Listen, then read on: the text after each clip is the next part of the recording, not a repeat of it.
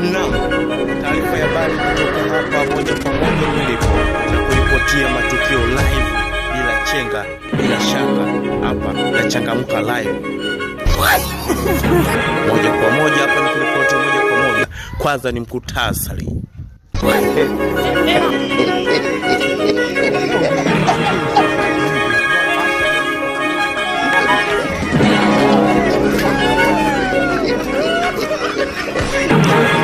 Wananchi wawili waliokuwa wanapita wakakuta mwanafamilia anakula pamoja na kutangaza taarifa ya habari, wavutiwa na waandishi huo.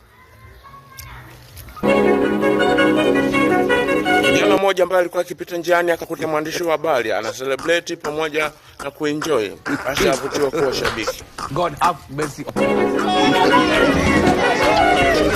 Kijana mmoja ajiitaya 45 baada ya kuona kijana huyu ana celebrate, ajishusha hana namba.